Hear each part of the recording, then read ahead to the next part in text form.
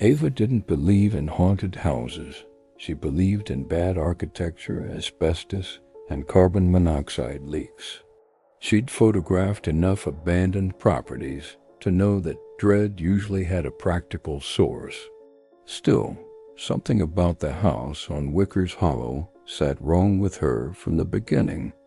It was an hour outside the city, down a forest road barely wide enough for a single car.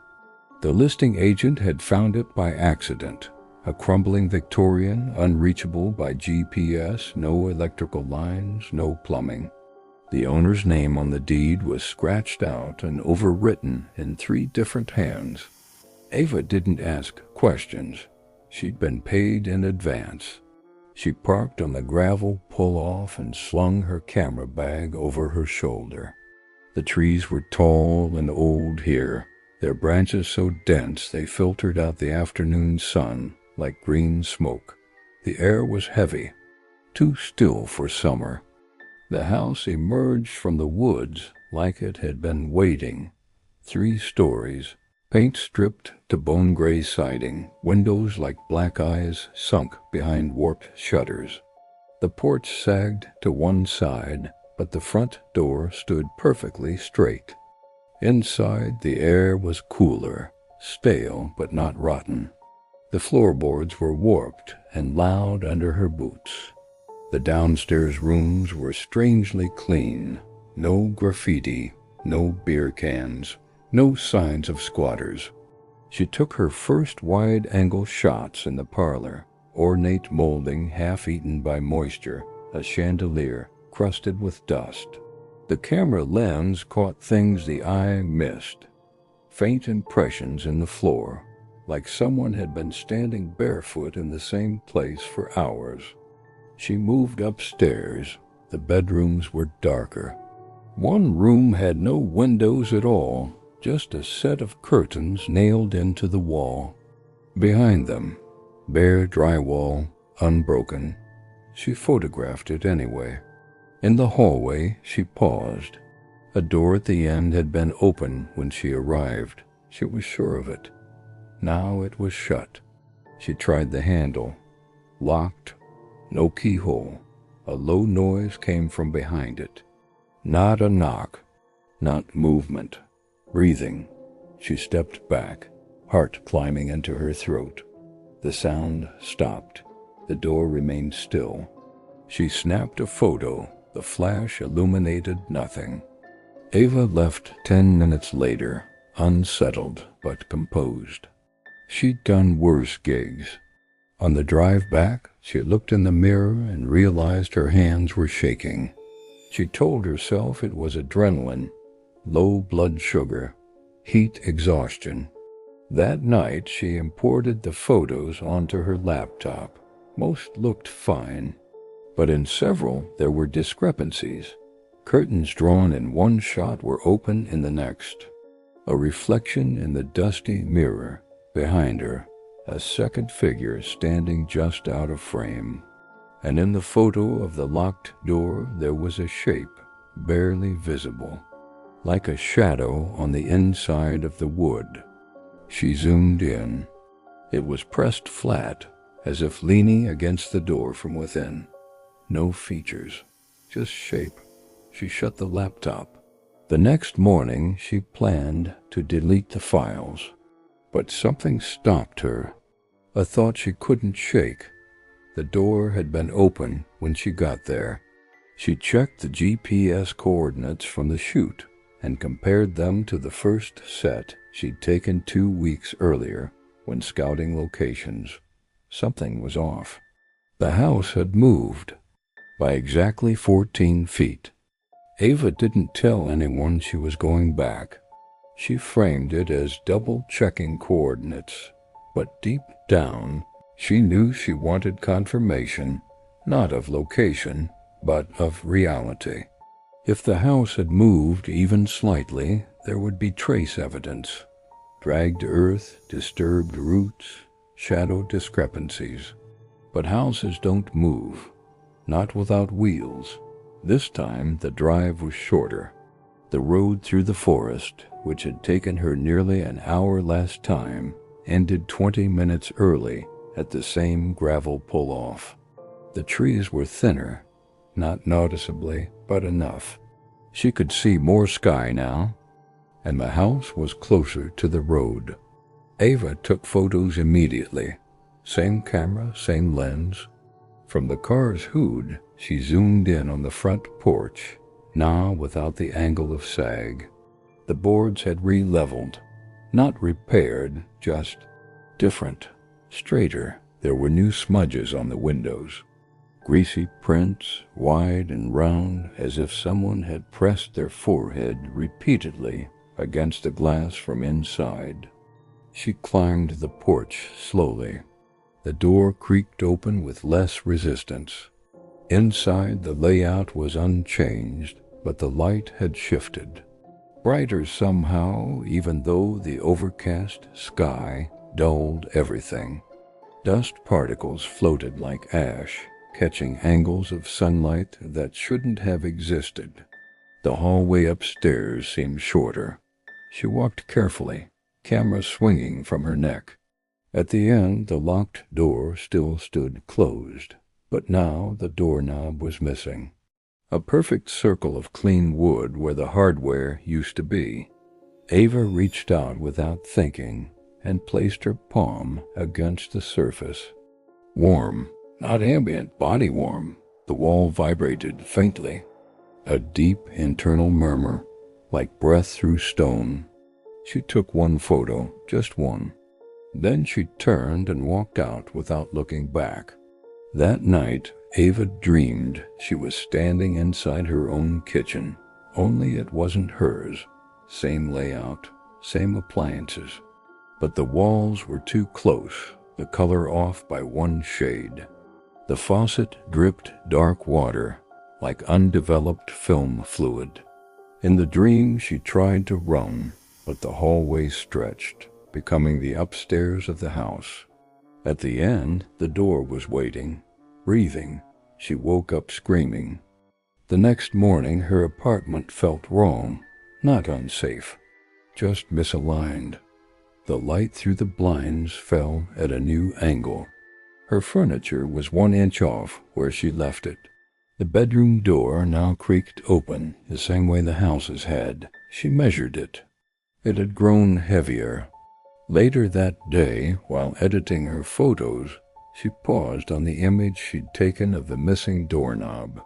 It was blurred, the only one out of focus. Behind the door, barely visible, were faint impressions on the wood, as if someone had pressed a hand flat against the interior, but not 5 fingers. 6. She shut her laptop, heart racing. Something was crossing over. She checked her phone's health data. The GPS had logged her home location at 3 different coordinates during the night. No one could explain it. No apps were running, but the device believed she had moved in small, precise increments closer to Wicker's Hollow. She pulled open her kitchen drawer for a measuring tape, but it was gone. In its place was a rusted brass key she didn't recognize. She hadn't brought it home from the house, had she? The brass key was cold in Ava's hand, heavier than it looked. She turned it over, the metal smooth but etched with tiny symbols, twisting lines that reminded her of the wrought iron on the house's porch railing. She didn't want to use it, but it seemed to pulse, calling. She spent the night tossing in her bed, the apartment around her warping subtly. The wallpaper patterns shifted, lines bending in impossible ways. The floorboards creaked as if something moved beneath them. At dawn, the air felt thick, as if the walls themselves were breathing, expanding and contracting. By noon, Ava was back in the car, driving toward Wicker's Hollow. She barely glanced at the road, her mind a fog of fragmented thoughts and whispered fears. The house stood exactly where she'd seen it last, closer to the road, unchanged from her second visit. But as she stepped onto the porch, she realized the forest no longer surrounded it. Instead, the landscape was empty. Bare earth stretched in every direction, cracked and dry like a desert floor. She slid the key into the front door's lock, a lock she hadn't seen before, and turned. The door creaked open, revealing a darkness that swallowed the sunlight. Inside the house was impossible. Rooms folded into one another, walls intersecting at impossible angles. The ceiling sometimes stretched miles overhead. Other times it pressed down suffocatingly close. The air smelled of cold stone and ancient wood. Ava's footsteps echoed endlessly, even when she stopped moving. In the hallway, she saw it. Her apartment's bedroom door, set into the peeling Victorian wallpaper. The door was open, and beyond it a narrow corridor led to her own kitchen. She entered. The kitchen was wrong, cabinets distorted, the sink dripping thick black liquid. On the counter lay a photo she hadn't taken, a blurry image of herself standing in the house, the six-fingered shadow pressed to the locked door. Suddenly the corridor behind her slammed shut. Darkness pressed close. She ran blindly, the house twisting and turning, the walls breathing with a slow, menacing pulse. In the distance, the locked door appeared again, the one with no keyhole, no handle, the one she had never opened. She pressed her hand to it. The wall rippled like water. A voice whispered from beyond, not words, just a sound, ancient and hungry. Ava felt herself pulled forward, the threshold crossing. The house was no longer a building. It was a being, a shifting labyrinth of stone and memory, and she was inside it. Weeks later, neighbors noticed Ava's apartment was dark. The lights never switched on, mail piled up. Sometimes the faintest sound came from within, a slow creaking, a whisper of breath, and the soft tapping of fingers against a locked door. But Ava was gone. The house had moved closer and taken her with it. The house on Renshaw Hill had a kind of silence that didn't feel empty. It felt contained. Marcus didn't notice it right away. The place had been abandoned for decades, weather-beaten and forgotten, a lonely Victorian tucked into the edge of the woods like it had been dropped there and never claimed. The structure leaned slightly, its shingles curled, its porch sagging under old rot, but Marcus saw potential. He wanted isolation. This house offered nothing else. He'd bought it in cash, no inspection. The agent had raised an eyebrow, asked if he'd heard the stories. He said he hadn't and didn't want to. For the first few days, the work was simple. Dust, mold, rodent droppings, nothing unexpected. The cellar flooded easily, but drained fine. The attic was empty except for a pile of mildewed newspapers from the 1950s. But on the second floor, in what must have once been a guest room, he found something odd. The closet was unusually shallow, barely deep enough to hang a coat. On impulse, Marcus tapped the back wall. It sounded wrong, solid, heavy, like it didn't belong. He pried away a warped wood panel and found it had been hiding something far older than the rest of the house. A wall of black stone, seamless, smooth, cold to the touch. It felt like granite, but darker, with a strange, faint shimmer just beneath the surface. The surrounding beams had been cut to fit around it, as if the room had been built to hide it entirely. There was no door, no break, no mark of any kind. Just stone, as if the wall led nowhere. but it hadn't always been part of the house. Marcus could feel that. The house was wood, plaster, brick. This thing didn't belong. That night, the air inside the house felt heavier. He chalked it up to bad insulation or mold. Still, he slept poorly. Something kept waking him, though he never heard a sound. The third night, he noticed a change. The black stone wall had begun to sweat. Thin beads of moisture clung to it, pooling slightly where the floor met the base. The water had a smell, not rot exactly, but something metallic and old, like rusted iron soaked in groundwater. Marcus wiped it clean and watched as the moisture returned almost immediately. He checked the rest of the room. No leaks. No water damage. Just that one wall weeping slowly. By the fifth day, the dreams began. They weren't violent or surreal, just wrong. Endless corridors underground. Stone pressed tight around his body. Something breathing slowly in the dark, inches from his skin, but never seen. Every morning he woke with dirt under his nails, even though he hadn't been outside. He started locking the bedroom door without knowing why. Then came the knocking. It happened just once, just after 3 a.m., a single, deliberate knock, as if someone had struck the inside of the black wall from within. Marcus had been awake, staring at the ceiling, heart pounding in the silence. The knock was soft but unmistakable. He waited, listening, but it didn't repeat. He didn't sleep the rest of the night. The next morning he inspected the stone. No cracks, no sign of movement, but something had changed. The surface was slightly warm. He put his ear against it and heard nothing. Not yet.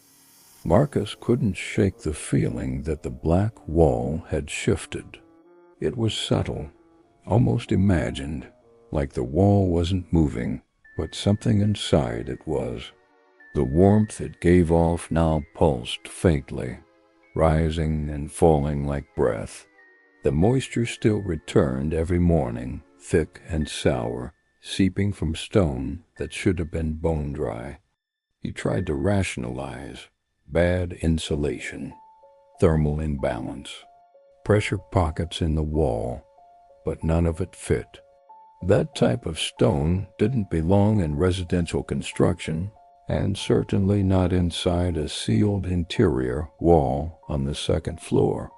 He started digging, not into the stone, but into the house's history. The county office was unhelpful at first. The original records had been lost in a flood decades ago, and what remained was scattered. The house had been built in 1894, supposedly by a reclusive civil engineer named Elias Harlan. No photos of the man existed. The blueprints for the home made no mention of a stone wall. In fact, the second floor had been intended as open space. The guest room and its peculiar closet were later additions. Marcus found something strange in the old property log. The land had been purchased dirt cheap from the state, part of a condemned tract that once held a mining facility. Not for gold or coal, something unspecified. The mine itself had been collapsed and sealed by government order in the 1860s after a structural incident. No further details, no photographs, just a single note scribbled on a ledger margin. No one goes back in. Not again. When Marcus returned home that evening, something had changed. The moisture on the stone was gone, bone dry now. But in its place a long vertical crack had appeared, no wider than a thread, just enough to suggest something behind it. He didn't remember falling asleep that night, but he woke in the hallway, barefoot, standing inches from the stone wall. The bedroom door was still locked from the inside. That morning, he retrieved his old framing hammer and tapped lightly against the crack. The sound had changed. It echoed differently now, not flat and solid, but hollow, like there was air behind it. By dusk, he made up his mind. He would open it. It took hours. The outer layer of stone cracked like cooled lava, tough, brittle, and dense. Dust filled the room, coating his hands, throat, and eyes. The deeper he broke, the colder the air became. Not just chill, but stale, unmoving. A pocket sealed for who knew how long. He reached in and peeled away the last piece with his bare hands. Behind it was not another room. It was a vertical shaft. No floor, no ladder, no insulation. Just rough black stone descending into darkness, like the top of an industrial chimney inverted into the house. The air rising from it was deathly still and oddly heavy. It didn't smell like rot. It smelled ancient, dry earth, time, and something faintly electrical, like ozone. He dropped a marble inside. It never struck the bottom. Marcus leaned over the edge, not too far, just enough to feel the cold brush his face. Then came the sound. Not a voice, not quite. A low mechanical thrum that faded in and out, like a signal trying to reach the surface. No source, no rhythm, just presence. He sealed the opening that night, pushed a bookshelf in front of the closet, braced it with nails, chairs, anything he could find. But the house had already changed. The walls creaked with pressure that shouldn't have existed. The lights flickered even when disconnected from power. The floor vibrated faintly beneath his feet, not constantly, but often enough to track. Something was awake now, not coming, not arriving, remembering. Marcus stopped sleeping. He tried, but every time he closed his eyes, he felt the house shift beneath him. Not physically, not like creaking wood or settling foundation, but deeper. A twisting, silent motion that pressed against the base of his skull and stirred something buried in his chest. The air had changed. The rooms stayed the same, but their proportions felt wrong now. The kitchen narrower, the hallway longer than it should be. Doors opened into corners that hadn't existed. Sometimes light switches were gone. Other times they were still there, but did nothing. He began finding fine black grit beneath the baseboards. The same mineral texture as the sealed stone, ground to dust. It trailed into the vents, the sinks, even his shoes. When he touched it, his fingertips tingled, like it conducted a faint current. The bookshelf bracing the closet began to lean, no matter how many times he reinforced it.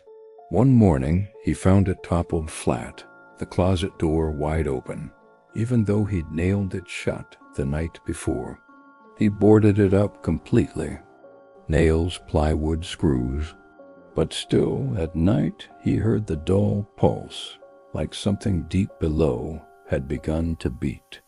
Not a heart, not organic, but steady, rhythmic, a subterranean engine, buried beyond reach, but growing louder and louder. He drove into town and stayed in a motel. For 2 nights, there was peace. No dreams, no pulses. But when he returned for his tools, the house no longer looked quite the same. The color of the siding had darkened. The windows seemed narrower. The chimney, he could swear, was taller. Inside, the air was ice cold. His breath fogged, even though it was July. He moved carefully, grabbing what he could, ready to flee. But when he turned to leave, the front door was no longer there. In its place, only wall. He spun, panicked, rushing to the back, but the kitchen window was black on the other side. Not dark with night, just black, like something had filled the air outside with ink. The world beyond the house no longer existed. Only walls and the hum beneath the floorboards. Then the house groaned, not from wind, not weight, from pressure, like something deep below was rising. He backed into the hallway and heard it again, the slow dragging of stone against stone. He turned to face the stairs, but the second floor had gone dark, even though every bulb was working an hour ago. The closet at the top of the stairs, the one he'd sealed, now stood open. There was no shaft anymore. Now there were steps descending.